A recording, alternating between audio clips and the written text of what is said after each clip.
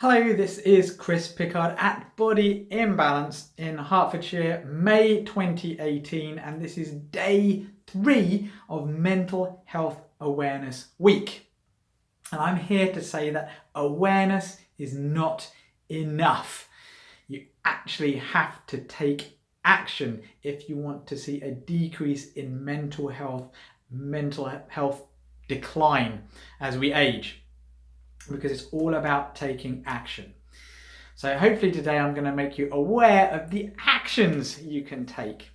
And today I'm going to be talking about nutritional psychiatry. So what is nutritional psychiatry? Well, first let's tell you about psychiatry. Psychiatry is where drugs and medicine try and change the way the brain works for the better. Okay, but there's a big problem with this, because the medication, the way that doctors and psychiatrists look at the brain is they look at just maybe single chemicals in the brain to see if they're in balance or out of balance. And then they just bring the balance back by giving you more of one or trying to suppress another. But unfortunately, the brain is much more complex than just trying to put in more of one thing or take out something or suppress something. Because what it doesn't answer, it doesn't actually tackle, well, why is there an imbalance? Why is that not working? Is it because there's a certain nutrient that's missing so that the brain can't make that? Or is that because there's a certain nutrient missing that can't convert this to this? Or is there something else going wrong? And so we actually already know that essential nutrients, a lack of them, can be a precursor to mental health disorders like depression, like schizophrenia, like bipolar disorder, ADHD, hyperactivity, attention deficit, OCD, obsessive compulsive disorder. All of these things have shown that things like magnesium can help a lot of these problems. B vitamins can help a lot of these problems. Omega-3 can help a lot of these problems. Now, they're not always the same thing, but so many of them respond to the same list of essential nutrients. Now, why is this? It's because the brain is complicated. So you're going to get the hang of this in a minute. But one of the things that causes a lot of problems in the brain is because it's inflamed, and it becomes inflamed because maybe there are things getting into the brain that shouldn't be there, or there's a lack of things that should be there. So we're looking at nutrition or foreign invaders. And there's a barrier around your brain called the blood-brain barrier.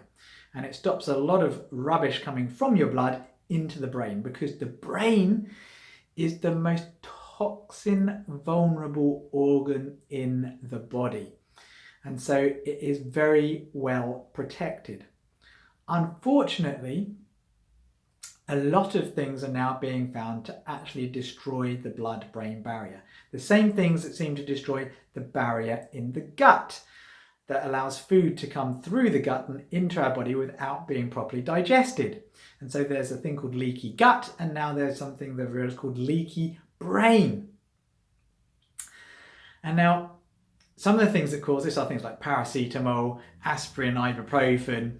A lot of medication can cause a leaky gut and then lead to a leaky brain. But other things do as well, and I get back to that later. Sugar causes brain inflammation as well, which is why diet and nutrition, which I've already spoken about a little bit about with dementias, can play such a huge role. And they're all linked together. And then what can actually fix a blood-brain barrier? Well, actually, one of the things I like to recommend is something called, quite simply, Restore.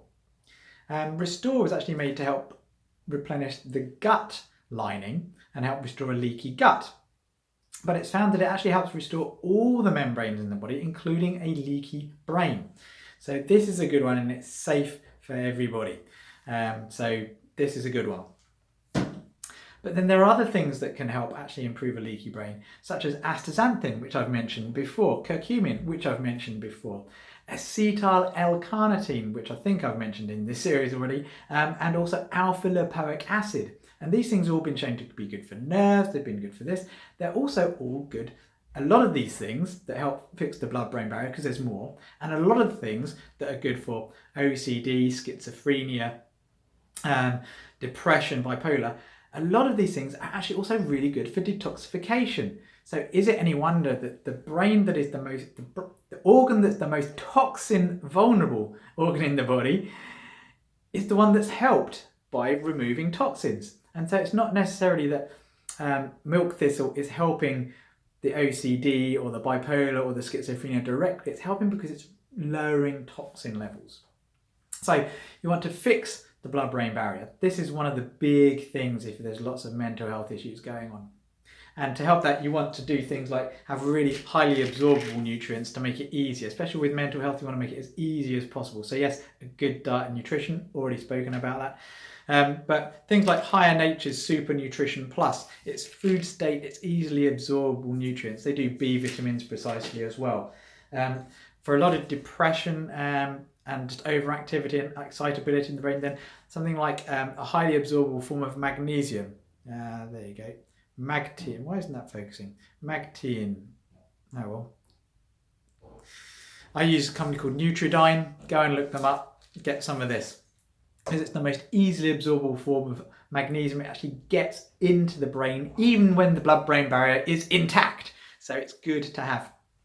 Then we want to look at restoring it. Detoxification processes, very, very powerful. I've done lots of past work on detox, lots of past videos.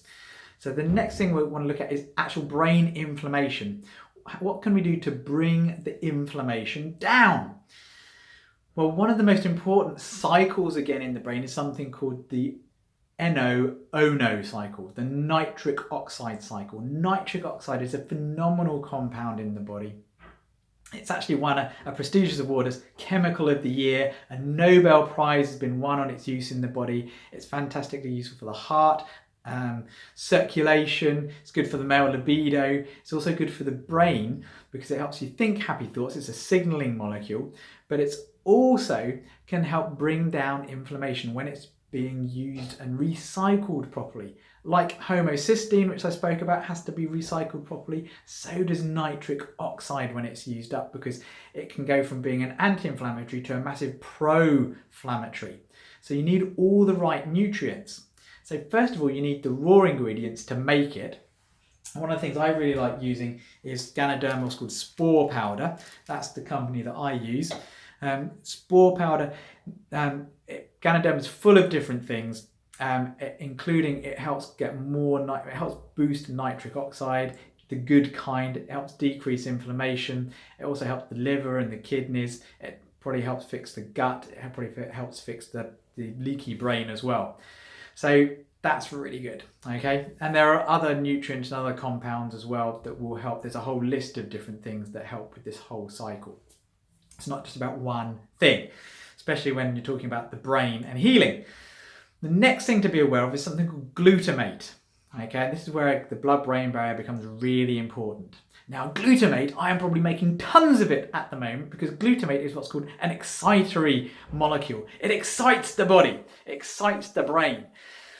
But the trouble is when you get too much of it, you get epileptic seizures and you have other problems going on. And in fact, glutamate, too much excitation is linked with being a problem in schizophrenia, OCD, bipolar disorder as well. So when you get too much glutamate, you can have seizures, you can have all kinds of problems. And there can be a number of reasons why you can get too much glutamate. One is quite simply that you can't turn glutamate into something called GABA. Now, glutamate is excitatory and GABA is calming and chills you out. And so many drugs, gabapentin is looked at raising GABA in the brain. But what happens when you start putting GABA in artificially is the fact that your brain thinks they've got enough of it so it doesn't have to make it. Whereas really what the problem could be is there could be a lack of B vitamins and other things, other vital nutrients that actually help convert glutamate to GABA because they're very similar. They can be converted one to the other. The brain, the body really likes to work incredibly dynamically. It likes to be able to switch, change, do things as needed. So glutamate and GABA, very similar, just need a few things to change one from the other. But it's nearly always more of a problem that you can't make glutamate back into GABA, or you can't make enough GABA because you're not, so you just make more glutamate. Now the other problem is glutamate is made in the rest of our body every time we're pretty much in pain, because glutamate is actually the neurotransmitter of pain. So imagine you've got a chronic ache or pain, which most people tend to have because they've got such poor lifestyles and their body's breaking down for lots of reasons. So you've got an ache or a pain in the body, it's making glutamate. Now if you've got a leaky blood-brain barrier, it means the glutamate that's being signalled to your brain to say you're in pain gets into the brain, which it shouldn't do, and causes increased excitation. And it means if you then stub your toe, or you hurt yourself, or you injure yourself, more glutamate, more excitation. This is why it's so critical in these conditions that are actually linked with too much excitation to fix the blood-brain barrier so that problems in other parts of your body are no longer causing brain failure. So there we have it, okay? Fix the blood-brain barrier, make sure you've got enough nutrients for the different conversions, make sure you've got enough nitric oxide, bring the inflammation down. All of these things are vitally important. But there are other things as well. You've got to avoid the things that are causing the blood-brain barrier to fall to pieces. So you've got to look at diet, nutrition, avoiding toxins, avoiding the wrong medications. But there's also the big brain killer, brain slayer. And one of the reasons it's the big brain slayer is because it kills the blood-brain barrier, and that's stress. So we're going to be talking about stress tomorrow. And this is again why medication doesn't address the stress. You've got to address the stress. And the other thing is, if there's an imbalance between how the brain is working either side, nutrition doesn't really tend to deal with that. Drugs don't really tend to deal with that. Nutrition can help a little bit in improving communication from side to side. But if there is an imbalance, you actually need to change the input from different parts of your body. And this is why movement is so important when done in the right way.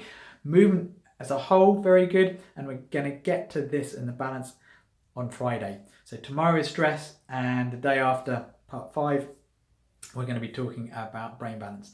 So if you would like more information, please call the clinic on 01707 662 704. The current website, bodyinbalanceuk.com. And please look us up on Facebook. Join the Health Lab in Facebook. And me, Chris Pickard. Be well, keep your brain and body in balance.